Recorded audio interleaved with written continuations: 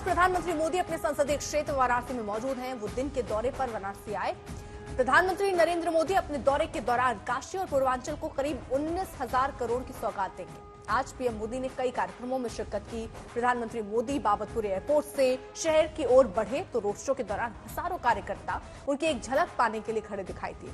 सड़क के दोनों ओर खड़े कार्यकर्ता मोदी मोदी के नारे लगाते नजर आए। प्रधानमंत्री विकसित भारत संकल्प यात्रा से जुड़ी प्रदर्शनी में शामिल हुए और इस दौरान प्रधानमंत्री ने कई योजनाओं के लाभार्थियों से संवाद भी किया। प्रधानमंत्री ने स्कूली बच्चों के बीच भी समय बिताया। प्रधानमंत्री ने काशी तमिल समागम का शुभारंभ किया। आज रात प्रधानमंत्री जनप्रतिनिधियों से मुलाकात भी कर सकते हैं।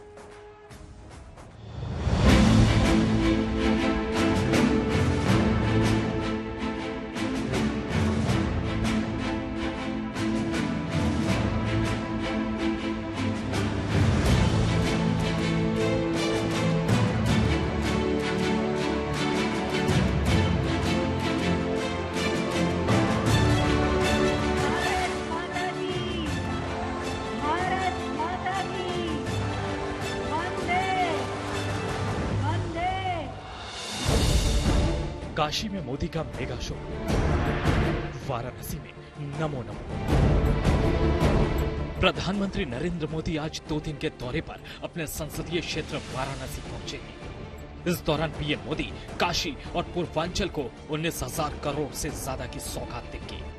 आज और कल मिलाकर पीएम मोदी 37 परियोजनाओं का शिलान्यास और लोकार्पण भी करेंगे।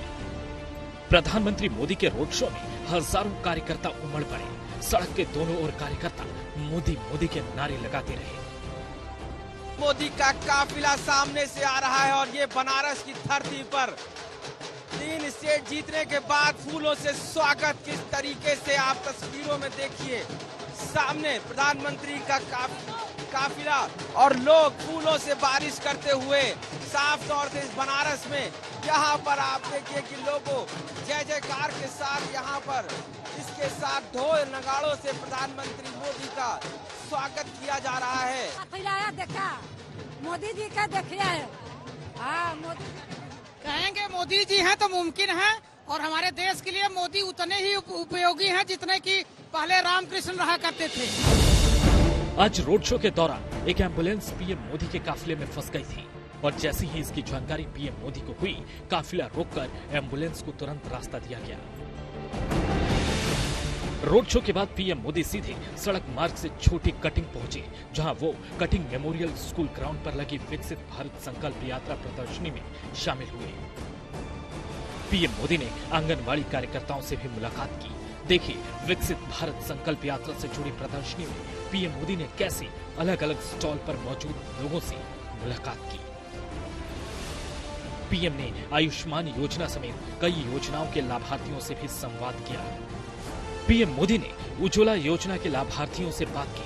पीएम ने पूछा कि उन्हें किसी तरह की दिक्कतों का सामना तो नहीं करना पड़ रहा। विकसित भारत संकल्प यात्रा में पीएम ने लोगों को संबोधित भी किया।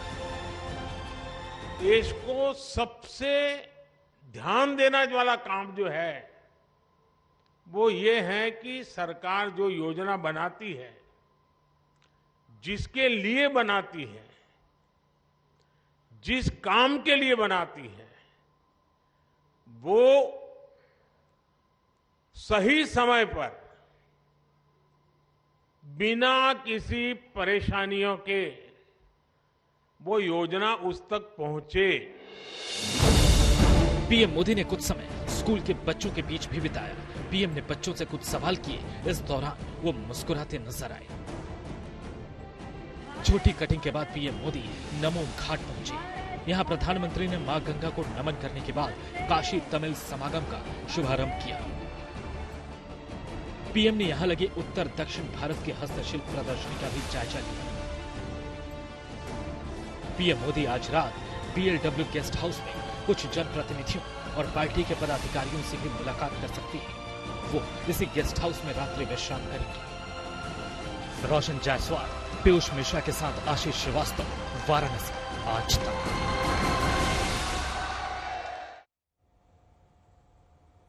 काशी से पहले प्रधानमंत्री मोदी सूरत में थे। आज उन्होंने सूरत को एयरपोर्ट समेत दुनिया के सबसे बड़े और आधुनिक डायमंड सेंटर का तोहफा दिया। इस दौरान प्रधानमंत्री मोदी ने एक तीर से दो निशाने लगाए। प्रधानमंत्री ने एक बार फिर 2024 में जीत की हैट्रिक लगाने का दावा करते हुए भारत को तीसरे कार्यकाल में दुनिया की तीसरी सबसे बड़ी आर्थिक महाशक्ति बनाने का संकल्प भी लिया।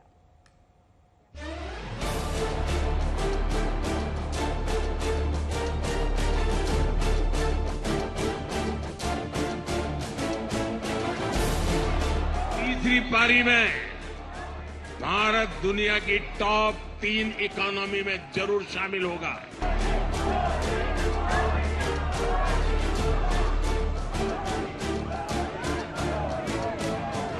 2024 का चुनावी चौसर बिछने लगा है। बीजेपी और विपक्षी गठबंधन इंडिया के बीच माइंड गेम भी शुरू हो चुका है। गुजरात दौरे पर गए पीएम मोदी ने एक तीर से दो निशाने लगाए। पीएम मोदी ने पहले सूरत को एयरपोर्ट और दुनिया के सबसे बड़े और आधुनिक डायमंड सेंटर का तोहफा दिया।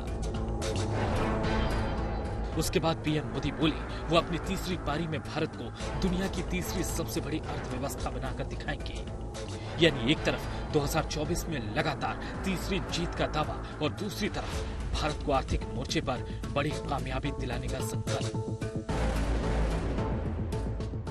आप सभी जानते हैं कि बीते 10 वर्षों में भारत 10वें नंबर की आर्थिक ताकत से ऊपर उठकर दुनिया में 5वें नंबर की आर्थिक शक्ति के रूप में उभरा है। और अब मोदी ने देश को गारंटी दी है कि अपनी तीसरी पारी में भारत दुनिया की टॉप 3 इकोनॉमी में जरूर शामिल होगा। इसके बाद पीएम मोदी ने एमपी, छत्तीसगढ़ और राजस्थान में मिली प्रचंड जीत का जिक्र करते हुए मोदी की गारंटी का भी जिक्र किया। साथियों, आजकल आप सभी मोदी की गारंटी की चर्चा खूब सुनते होंगे। हाल के दिनों में जो चुनाव नतीजे आए उसके बाद ये चर्चा और बढ़ गई है। लेकिन सूरत के लोग तो मोदी की गारंटी को बहुत पहले से जानते हैं।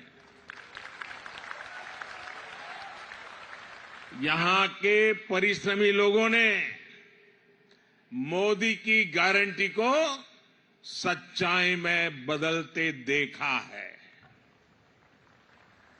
और इसी गारंटी का उदाहरण ये सूरत डायमंड बुर्स भी है। 3 दिसंबर को जब 4 राज्यों के चुनाव नतीजे आए थे, उसके बाद बीजेपी मुख्यालय में पीएम मोदी ने कहा था कि जीत की यह हैट्रिक 2024 में हैट्रिक की गारंटी है। कुछ लोग तो कह रहे हैं कि आज की इस हैट्रिक ने 24 की हैट्रिक की गारंटी दे दी है। बीजेपी लंबे समय से 2024 में होने वाले लोकसभा चुनाव के लिए रणनीति बना रही है। ऐसे में बीजेपी के बड़े नेता भी जनता के बीच में मोदी की गारंटी का जिक्र कर रहे हैं। माननीय प्रधानमंत्री जी तीसरी बार प्रधानमंत्री बने, इसके लिए इस देश की जनता कमर कस ली है और चल पड़ी है माननीय प्रधानमंत्री जी को तीसरी बार भारी बहुमत से, यानी पिछली बार से भी ज्यादा सांसद देकर, बहुमत देकर प्रधानमंत्री बनाने के लिए। इस देश का भरोसा, इस देश का विश्वास माननीय मोदी जी। पीएम मोदी ज्यादातर चुनावी मंचों से 2024 में जीत की हैट्रिक लगाने का दावा करते रहे हैं और अब वो भारत को दुनिया की तीसरी सबसे बड़ी आर्थिक शक्ति बनाने का संकल्प भी लेते दिख रहे हैं। क्योंकि दुनिया में मंदी के दौर में भी भारत मौजूदा समय में विश्व की 5वीं अर्थव्यवस्था पर कायम है और वो तेजी से तीसरी अर्थव्यवस्था बनने की ओर अग्रसर है। सूरत से अतुल तिवारी के साथ आज तक ब्यूरो।